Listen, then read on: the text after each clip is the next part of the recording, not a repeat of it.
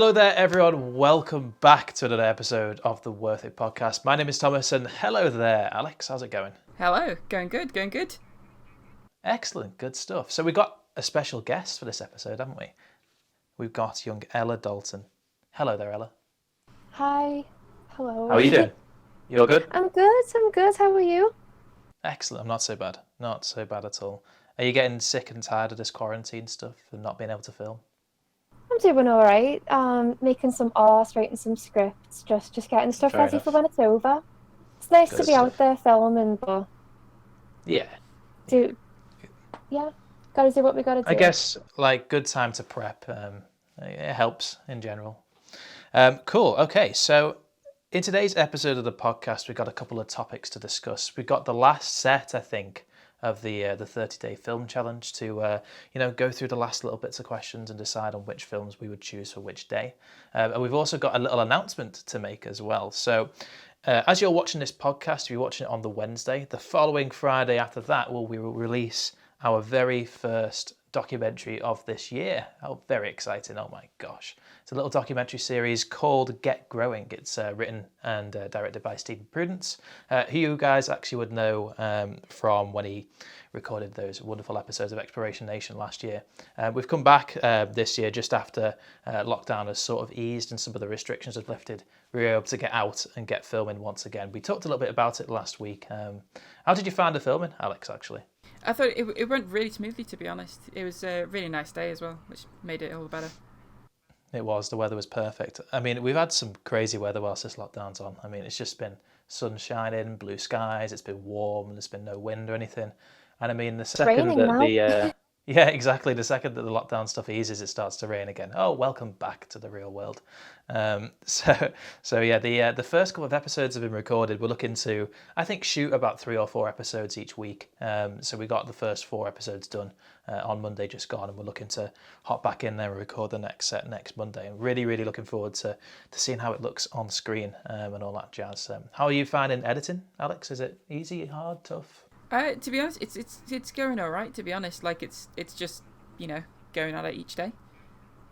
Yeah, absolutely. Plugging away bits and pieces. As long as you follow the script, I guess, and follow the structure format. I mean, edits are pretty straightforward unless they sort of go a bit rogue and wild and say, do what you want, edit it how you want. That makes it a bit more tougher. But, for now, when you're following a script, it's pretty straightforward. So, yes, moving swiftly on, let's talk about section 1 of the day, the 30-day film challenge. It's the last set of questions that we're going to chat about. The final 10 days are upon us.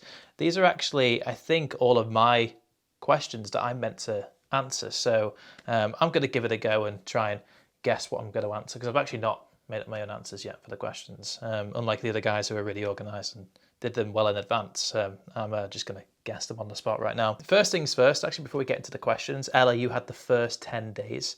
Did you find them easy to choose? Did you have to go and do some research or anything for them?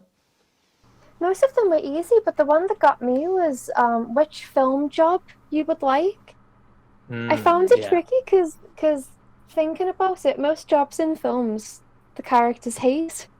Like a job that a character thoroughly enjoys, there wouldn't be a plot, would there?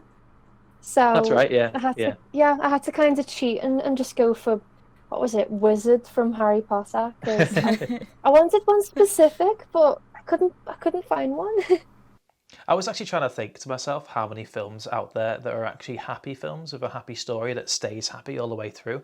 But if you think about the generic story structure of any Hollywood film, it doesn't actually fit at all. Happy all the way through doesn't fit. It gets boring, right? Yeah. Yeah, because a character has to develop and go from needing to change to being their best person, and they can't be their best person if they're happy. Yeah, it's the whole point of the hero's journey, isn't it? Yeah, absolutely, and it's those story structures that we learn about in university, and that they teach us how to write. They talk about this very similar story structure, and you've got to follow the script and go exactly from A to B, the ups to the downs, and everything in between until they get to the final end of the quest as such. So yeah, I agree. That is kind of a tough one to choose. I mean, I can't even remember what I chose for myself. But Alex, do you have a particular film where there's a job that you'd like? Ooh. Not off the top of my head, it's a hard one, tricky one. It is a really, really tough one. I'd have to probably sit down and think about it, look at a couple of films, because every time I think about these challenge questions, when I sit down afterwards, like 10, 15 minutes later, I think, oh, I forgot that film, or oh no, I could have said that one instead. I always think about loads of different films, but when put on the spot, it's kind of tough to answer. So yeah, let's crack on with it and answer the first one of the day, which is a film that you dozed off in. I'll let Ella answer this one first. It probably goes back to the answer, which I was a little bit worried saying. It was like a film that everyone loves that I don't like. Probably Captain America Civil War. I went to see it in a theatre with a friend, and I fell asleep like twice. Oh my god. I get why people like it. I get it's quite thematically rich and all that jazz, but it was, I don't know, just characters sitting there talking about how right they are and how the other person's wrong, and then it's like, no, I'm right, guys. Look at me, and it's just, I just got sick of it, and must have nodded off. It was a hot day as well, to be fair, and the cinema was toasty, so I was just sitting there like, talking about ethics. Oh, it's warm. I'm tired. I'm gonna sleep. That's mental. Go on then, Alex, you got one. Well, mine was kind of like similar to that. It's another Marvel film. It was Thor: The Dark World. Yeah. Yeah. I haven't seen that one. Wow. That was just like one that I did not get like involved in watching. Like I just couldn't get into it. I don't know what it was. Yeah. Damn, that's crazy. So when I come to deciding films, I don't really ever fall asleep in films or anything. So I'm trying to like bend the question, I guess. So it's usually a film that I want to end or look forward to it ending. I can't wait for it to end as such. And the only one I can actually think of is, do you remember that World of Warcraft film that came out? Was it called Warcraft or something like that? Yeah, that was it. Oh, I absolutely hated that film. Oh my gosh, it was bad. We went to see it in cinema, and it was like, I think it was like 4 weeks after it had launched. It was right on the tail end of it being out, and it was just me and my friend in the cinema. There's nobody else in the whole screening. And we sat right at the back underneath the goddamn heaters. The heaters were on full blast. It was the most uncomfortable viewing experience ever. Yeah, it's always the heaters that ruin it. So I absolutely could not wait for the film to end. And if I was a sleeper, definitely would sleep throughout that film because it was just dull. There was nothing to it at all. I hated it. So yeah, the next one along is a film that made you angry. A film that made you angry. You got anyone, Alex, in particular? I've got one for this. So I can't remember who made it, but there was a film that came out, I think it was around 2016 or something, called Elvis and Nixon. And it had Michael Shannon and Kevin Spacey in it. And I thought, started watching the film and I thought, where's this going? Because it's all based off like one picture that Richard Nixon and Elvis Presley took in the White House. And the film ends with them taking the picture. And it's like, but the whole film is just so like leads you on up to like it's building up to something, and then that something is they just take a picture, and it's like, I just wasted my time. Oh no! When you think about how much time you spend sitting in a cinema, you want it to be worth something, don't you? I guess, and when it is a waste of time, it is always the most terrible feeling, I guess. Ella, have you got one in particular? The one that I can think of, I can't remember what it's called. It's the one with Nicolas Cage where I think it's called Knowing.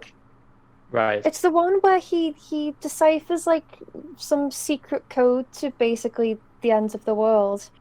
And it's really intriguing for about the first half. It's like he's slowly like piecing together the case that the world's gonna end. And then it ends with these two kids he's looking after get like picked up by aliens to become the next Adam and Eve. Oh, of course. And it's just my God. Okay. What? Oh, it's bizarre. I recommend watching it just because of how ridiculous it is. I mean, it's Nick Cage, so what can you expect? But definitely. Oh my God.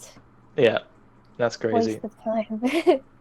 So I've already mentioned this film series before in one of the other questions that was asked, and it was actually for some reason it was my favorite film sequel. It was the one I used. I used Fast and Furious Tokyo Drift as my favorite film sequel because it was perhaps the best Fast and Furious film out there of all the crap ones, I guess. Fast and Furious 8 was definitely the film that made me angry because it is so crap. And the one thing that made me angry was the amount of times that they referenced family. I swear to God, man, that whole film is just based about this one family, and it is the most stupidest, long-winded, daftest of stories I have ever had the displeasure of watching. So therefore, that is one of the films that I would choose that made me angry. Have you seen it? I don't think I've ever watched the Fast and Furious film. Oh, really? If I have, There's I've the forgotten bit where it. they're all driving supercars on ice, and then all of a sudden the huge submarine just breaks through the ice and starts smashing it up. And I'm thinking, is this anything to do with the drag races that originally started to be? I don't think it is. Honestly, horrendous.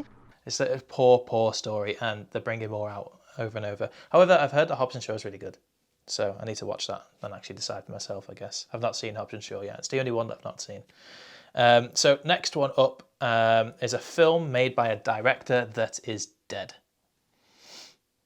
Who wants to answer that one first? I'm gonna say for that one, I'm gonna say 2001: Space Odyssey by Kubrick. That's an excellent film. Yeah. Okay, that's a good one. That's a good one. Ella, you got one? I've always been a fan of Hitchcock films. I don't know which one would be my favorite though. I don't know. Probably Rope. Rope's like a really underrated one. It's got Jimmy Stewart in it, who's just wonderful, and it's really unique from him because it's all set in one place and it's just characters trying to figure each other out, and I like that. I like character dramas where it's like a ticking time bomb just waiting to happen. Yeah. So last Halloween, I actually watched The Shining for the first time, and I don't really watch that many older films, and I don't. So this question was really tough for me, and I had to like actually do research for myself and see exactly what and who. I don't know why I've not watched quite a lot of older films. It's just one of those things, I guess. So The Shining was the one that stuck out for me the most, I guess. I absolutely loved it. It was a really good film, especially for it's not really gotten old at all.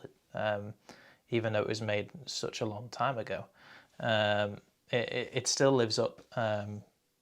So that'll be my choice. That'd be my choice. So we just answered the question, a film that's made by a director that's dead, and we're going to move swiftly on to the next one. So the next one up is a film that you like that is not currently set in this era. So a film you like that's not currently set in this era. So it could be something that's in the future, it could be post-apocalyptic, it could be something that's set way back in the past. I'm going to go first for this one. A film that I like, and I watched it quite recently, is a new Robin Hood film that stars Taron Egerton. I really like the action sequences. I really like the whole... I like Taron Egerton as an actor as well. I think he's absolutely fantastic, especially for his age. And the Robin Hood film itself, because it's quite hard to make a good Robin Hood film because there are a couple of really good ones. The cartoon, for example, is a fantastic Robin Hood film. And there's so many different ways and variations in which you can make a Robin Hood film. So there's a lot of comedy. There's a lot of serious ones. There's and then there's this one, which is very heavily based on action. I really enjoyed it in general. So Ella, do you have a film in particular for this question? I'm trying to think of one that I didn't put in the list that we did. Yeah. Should we move on to Alex for now? You can think of yours, or...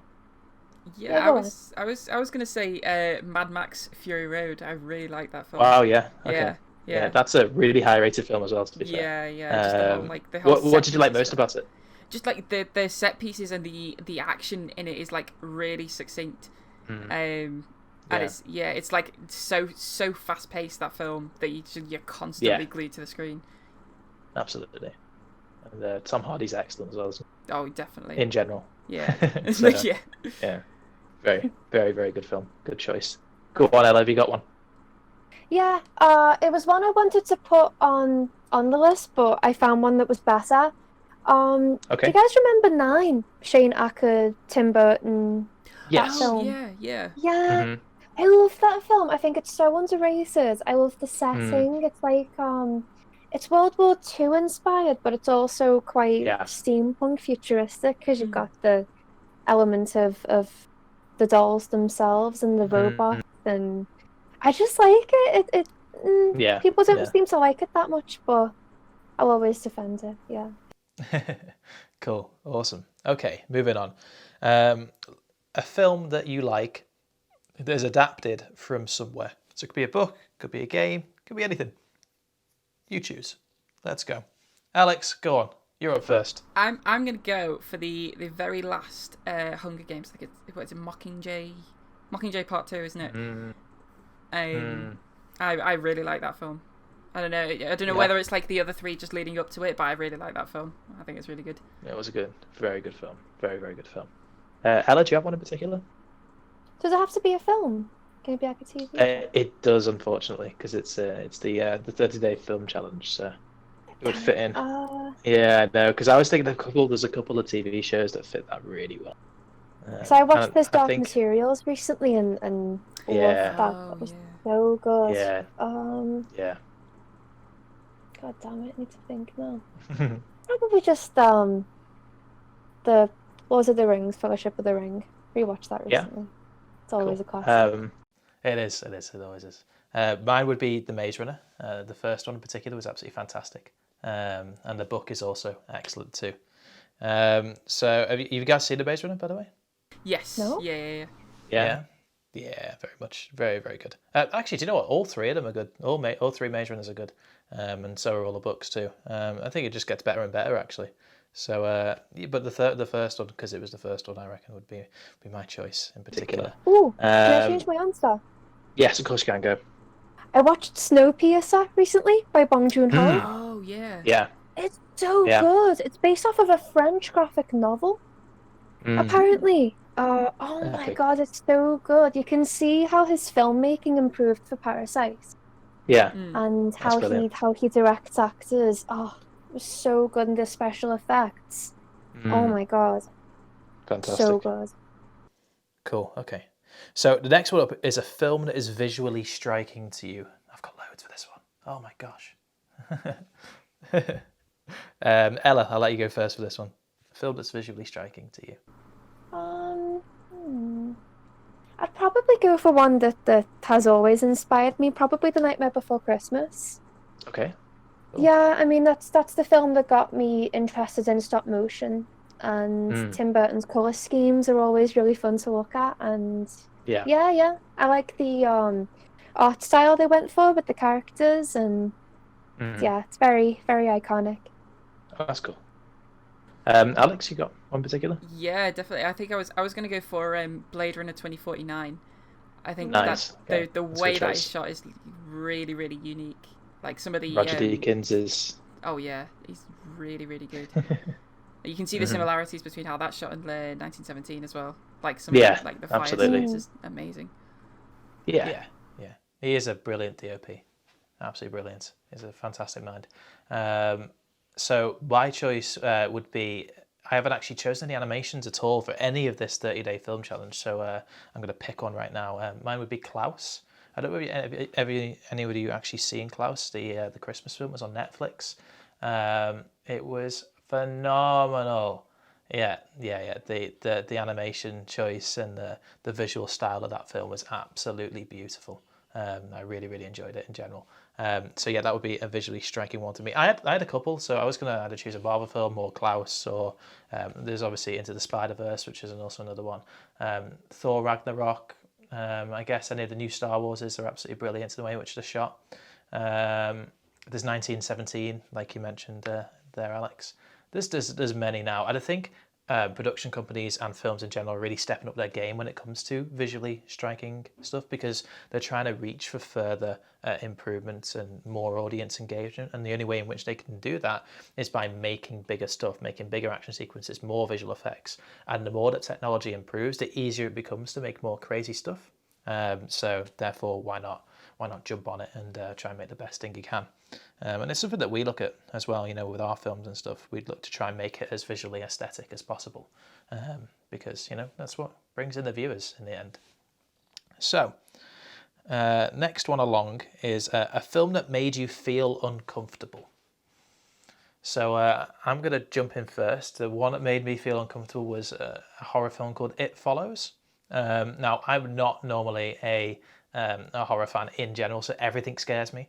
But It Follows in particular really does creep me out. The fact that someone could just slowly walk after you for days, months, weeks, years, possessed to try and kill you.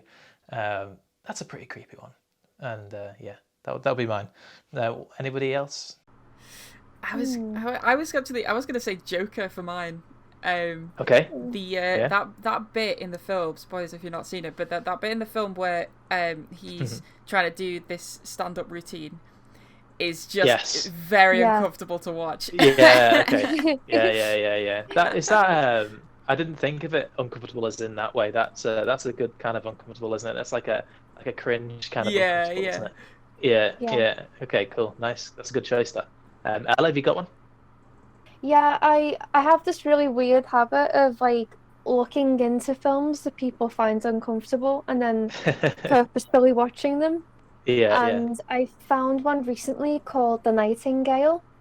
Okay. And it was so uncomfortable when it premiered in a film festival that they had on-site therapists in case people needed them. Because oh my gosh, the stuff that happens in it, like people compare it to Hereditary quite a lot. If you've seen that, sudden. I've not seen it, but I've seen the trailers for it. Something really quick happens that completely changes the film, and they weren't joking. It's it's intense. It's good, but it's intense. It's a lot. Yeah. Okay, brilliant. Okay, cool.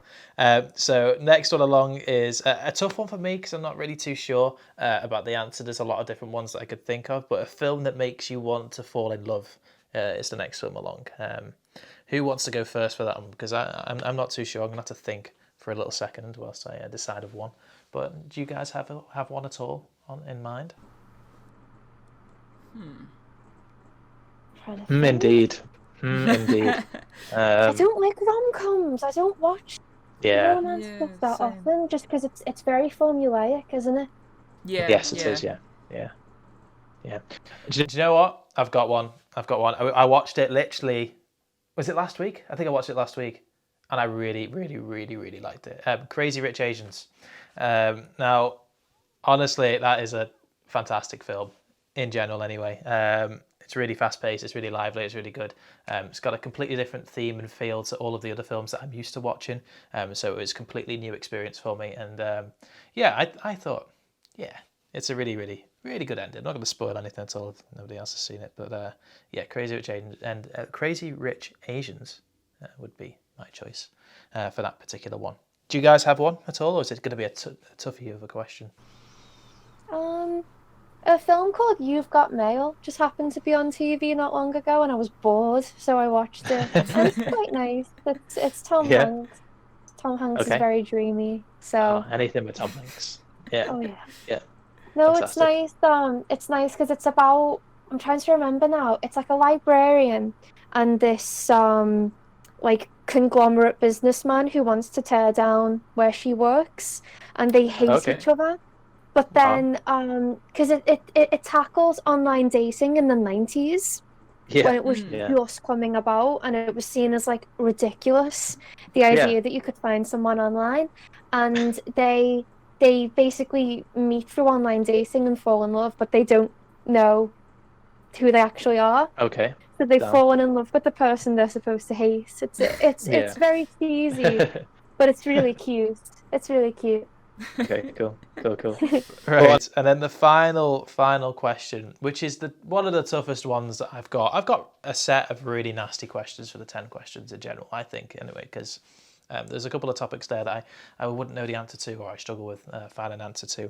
But the final question in this nasty set is a film with your favourite ending.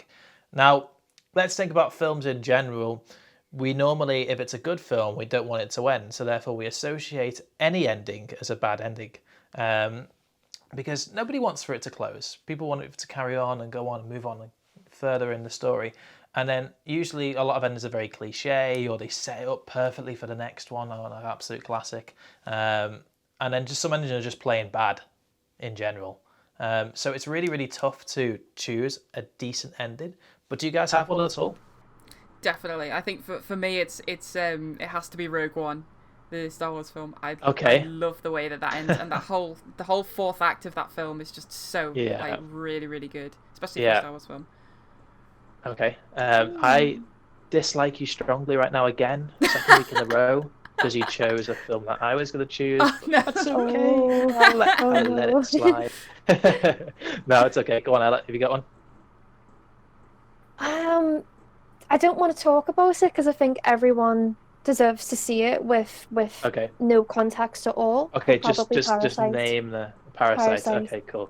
Yeah. I figured you might choose that one. That's a really good choice. It's a I just love phenomenal film. What can I say? Yeah. He is an absolute mastermind. He is mad genius. So I had two backups. I'm going to say them both actually. May as well, because I don't know which one to choose between. My first favorite ending, I guess, would be Inception. I just love that idea of whether it's real, whether it's not real, and all that jazz. And I'm not going to spoil anything, but the ending for that is absolutely fantastic. And then my second one would be The Last Hobbit, so about the Five Armies.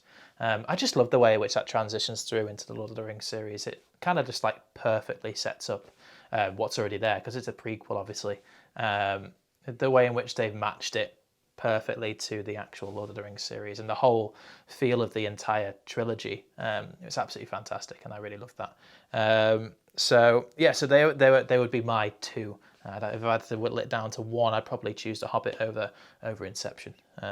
So yeah, there we go. That is the questions and the set of questions. They are the final 10 of my particular questions for the week. Thank you guys for giving me choices to actually write down and all the inspiration and ideas. I appreciate it. But yeah, let's move swiftly on to section 2, which is actually titled The Making of a Meme. And the reason why I wanted to talk about this is because memes in general are seen sometimes as something that might be childish and something that adults wouldn't really want to catch on to. But in reality, it's actually the complete reverse. Memes in general are used so widely by so many people, sometimes they don't realise that what they are creating in general is a meme. So do you know what the definition of a meme is, or do you know what a meme is in general? Guys, does anybody have a specific definition? Not off the top of my head, no. No? It's Ella? quite an interesting story, hasn't it? The terms existed for I think decades. Like I think the first use of the word meme, I swear it was in like the 1900s, because it's basically it's an idea that spreads from one person to the next until everyone knows the meaning, right? Yeah, absolutely. And it doesn't have to revolve around jokes. A lot of the time now, memes are revolved around jokes and stuff. So it's usually taking the mick out of something, and that is classed as a meme. But it can be anything. It can be informational. It can be something to clarify something to draw attention to a topic area, something like that. Anything that's basically like a snippet post that overall explains the topic area. It can be classed as a meme in general. And memes are still being used very much now by even big corporations and big brands to try and emphasize their overall product image or overall look and feel of whatever they're doing. And it's really important that people who are trying to start themselves up or trying to look into digital marketing in general really, really focus on this aspect, because obviously it can really, really assist them. Because when we look at digital marketing in general, we look at social media and the way in which things are output onto social media. Everything's very click and go, very quick. People scroll past stuff very fast, and it's the ones that have the most visually striking images and the visually striking aspects of their profile that get noticed the fastest, and they get more attention. So obviously, we need to design more clickable and more interesting content for people to catch on to, and the way in which we can do that is sometimes through meme generation. So Ella, what do you think about clickable material? What do you think are the core key values of something that needs to be clickable? Well, I think it just has to be something that people look at and go, okay, what is this? Like I was thinking about how memes can kind of create even businesses and people. And the Yeah. one that immediately came to mind for me was Doja Cat, if you've heard of Doja Cat. Yeah, Yeah. absolutely. Yeah. She got famous through making a song about cows Yeah. and making a TikTok dance. Yeah. That's how she found That's her right. fame. She did a music video on a green screen with a cow outfit, and now she's one of the biggest rappers out there. Like Say So's Yeah. been #1 for what, the past few weeks. Yeah, She did absolutely. Yeah. Yeah. she did a song for Birds of Prey. She's everywhere now, and Yeah. I think she's brilliant, and she really, if you look at her history, she's been active for a while, but she kind of caught on to how memes Yeah. can get you known, and yeah, look at her now.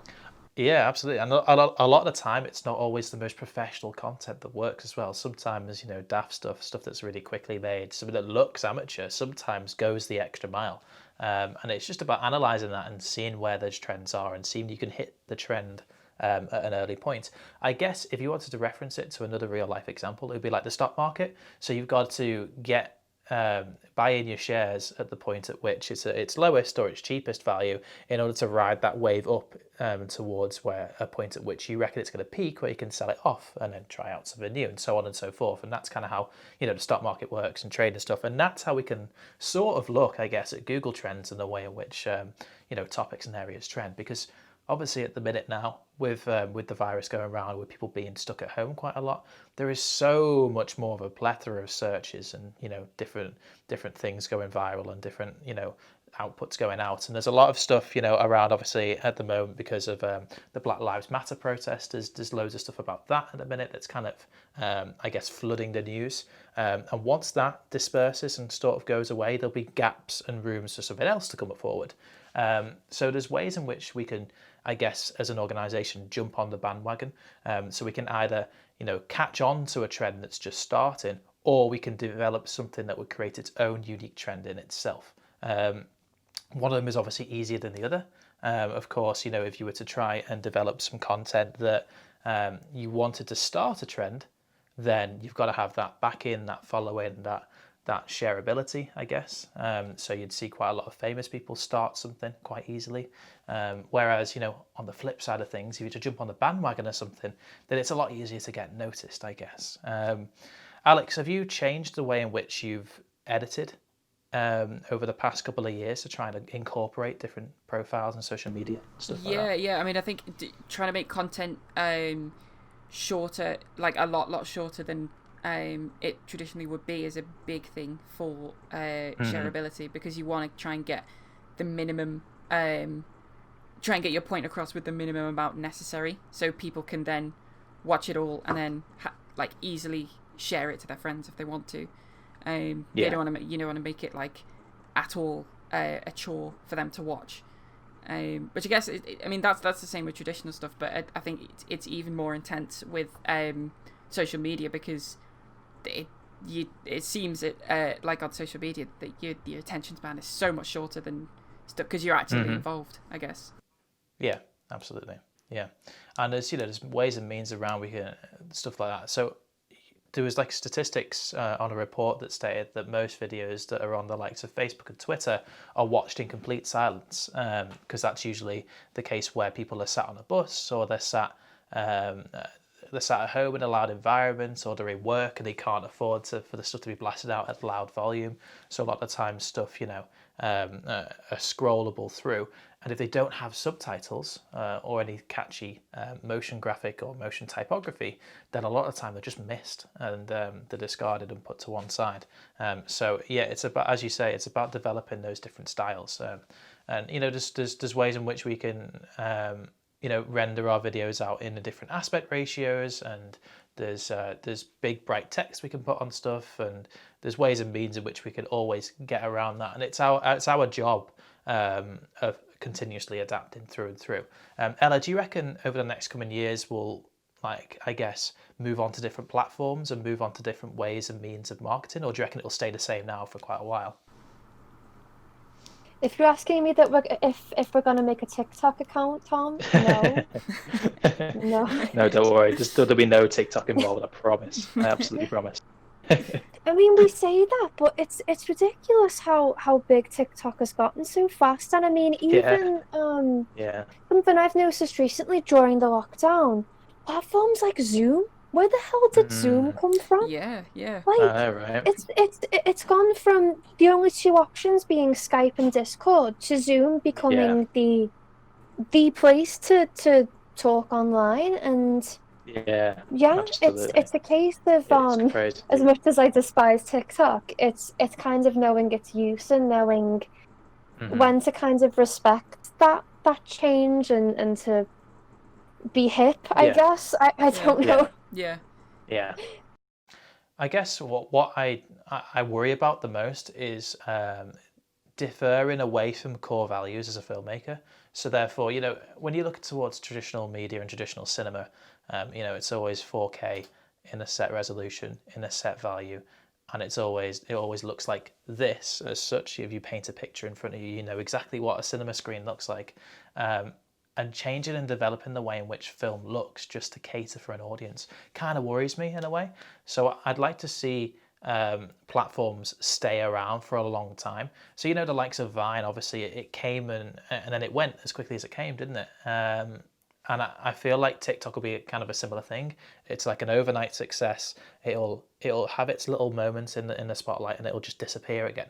So I always worry that we'll change a whole style and a whole way in which we develop content to match that particular social media outlet, and then all of a sudden it'll disappear and it'll be a lot of hard work wasted or done for nothing as such.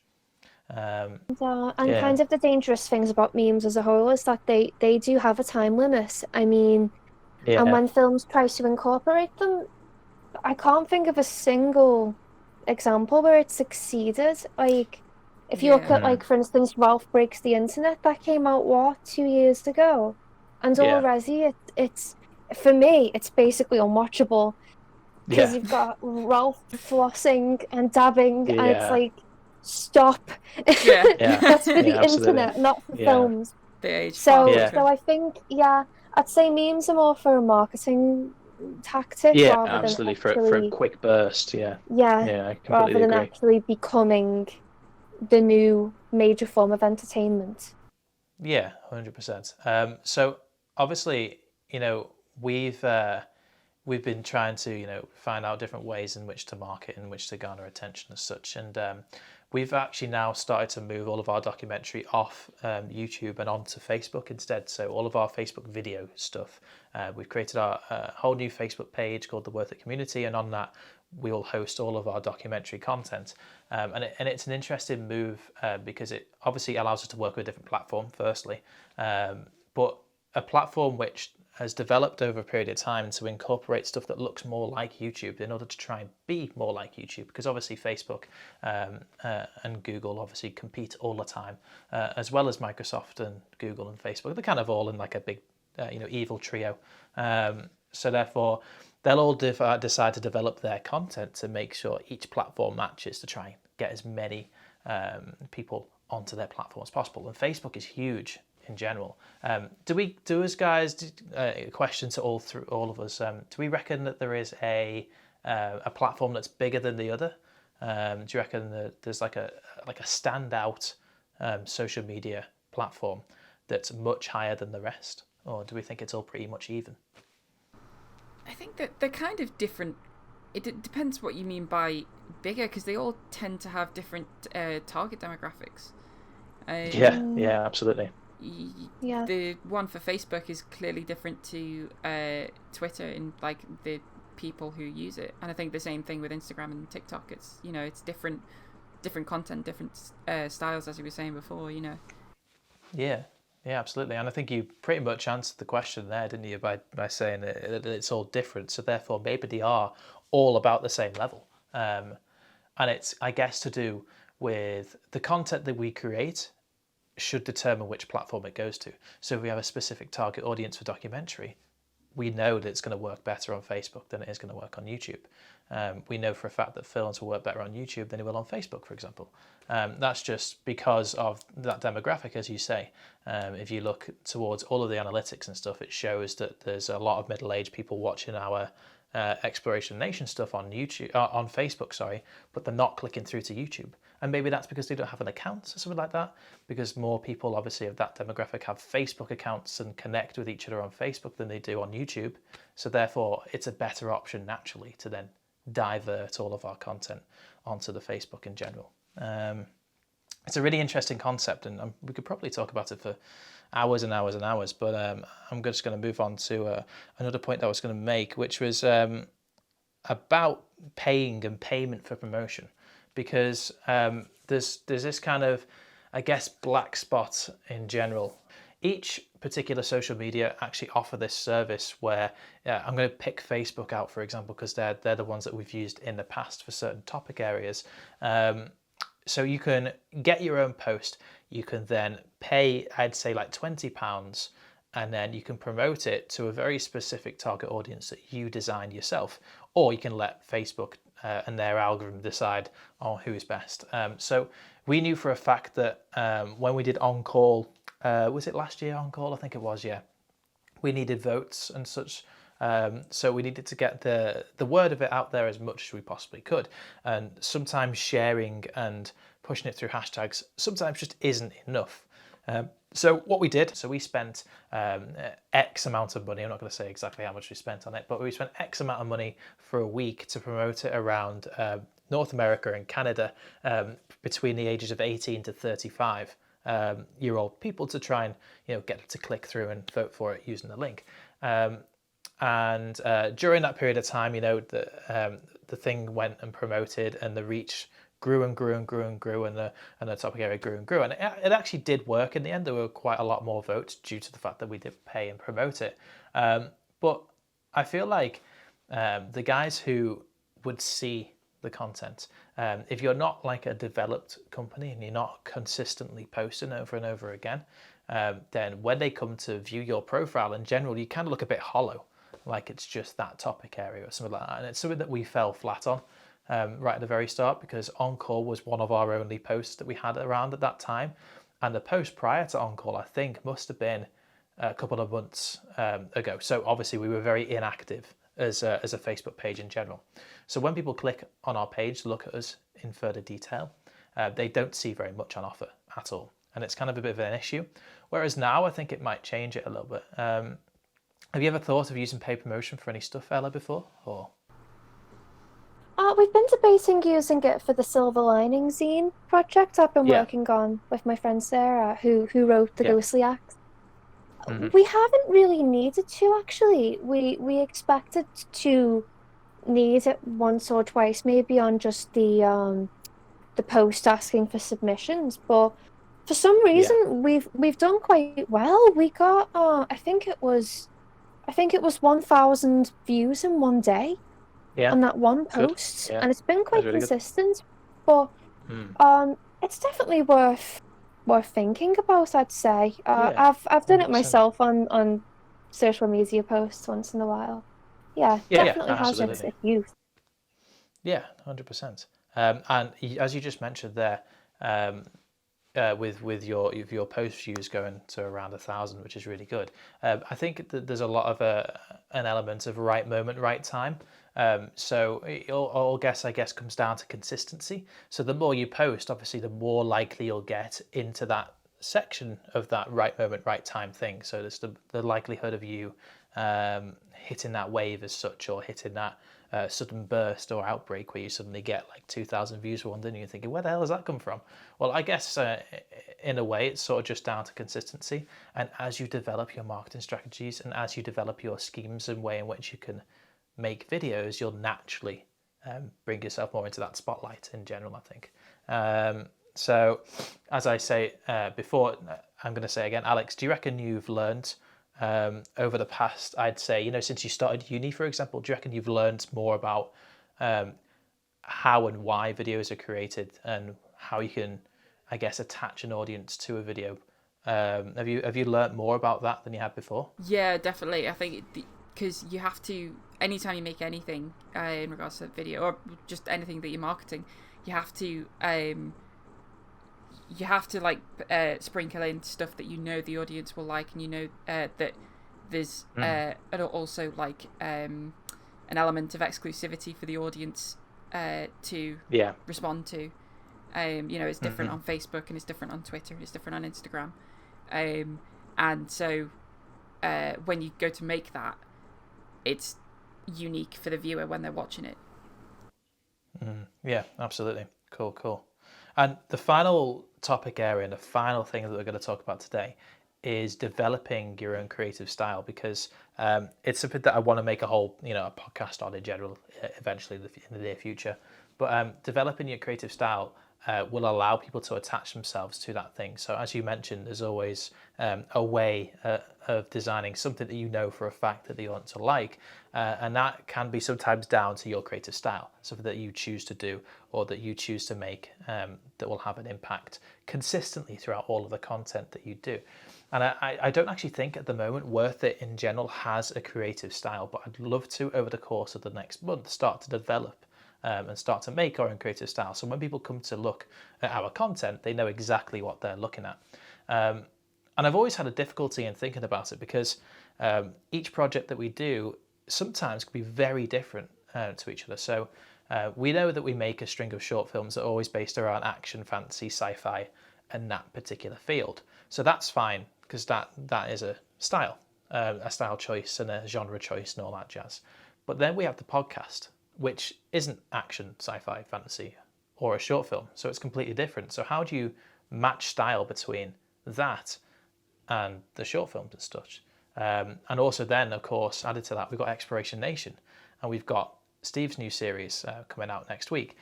And all of those, it makes such an eclectic mix of different styles that it's sometimes hard to pin something down that is going to happen as such. Ella, do you have I've noticed actually, whenever I look at your stuff and whenever I look at your artwork, you have a very specific style, the way in which you draw. Did you learn that particular style? Is it a style that you wanted to have? It just kind of developed as I went. I was very, growing up, I was very interested in anime, that sort of style, and that still has a little bit of an inspiration, but it's just time. Eventually you figure out what you're good at, what you're not good at. And it's just, usually it's a natural thing. I think if you aimed to, like, I aimed in 6 months to be able to, say, draw photorealistic stuff, I probably could. I'd more likely still be comfortable with the art style I've built naturally. But it's just a process. Yeah, absolutely. I know myself, as I'm starting to develop my directing skills more, that I'm starting to attach myself to a specific shot style or a shoot sequence. So if I look back at my previous films, I'm hopefully going to start developing or seeing a style developing, because I've not made enough short films to actually say I shoot in this style all the time. But as the course of the next couple of months come along, hopefully as I see more content that I've personally been a part of, hopefully we could sort of like start to see a style develop from there, and then we can kind of gauge what I do as a style as such. Alex, yourself, do you have a specific style when it comes to editing as such?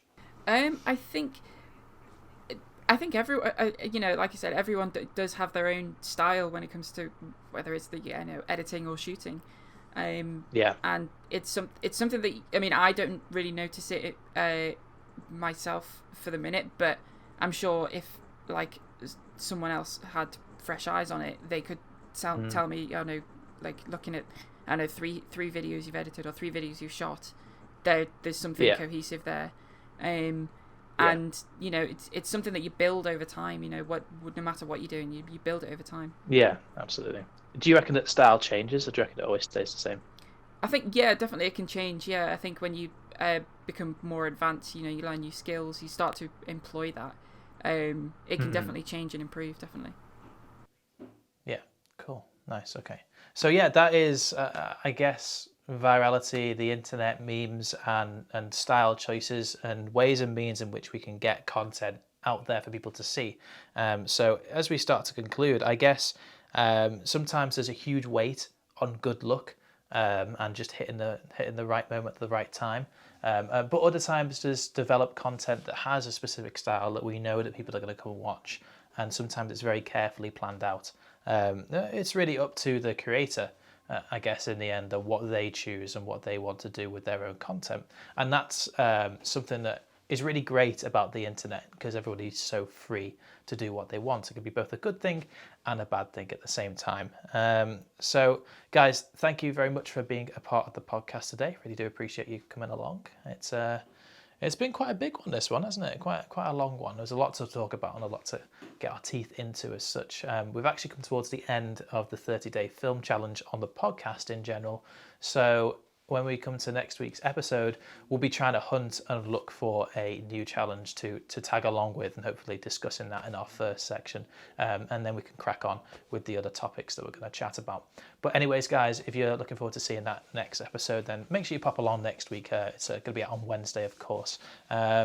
And of course, make sure you check out the new documentary series by Prudence that is coming out on the Friday after this episode releases. So this episode will release next Wednesday, and then the following Friday will be the brand new series by Prudence. Of course, if you do want to see any of the other content available over on our YouTube channel, make sure you go check us out. Of course, if you're listening along to Spotify or Google Podcasts or wherever the hell this podcast actually goes up to, then make sure you come and check out our YouTube channel. You can come and see all of our ugly faces on screen. You can decide whether you like the look of our new layout for the podcast or not. This has been episode number 20. My name is Thomas. Thank you, Ella, for popping along. And of course, thank you, Alex. Yeah, thanks for having me on. No problem at all. Excellent. And I'll speak to you all next week. Bye-bye. Bye. Bye.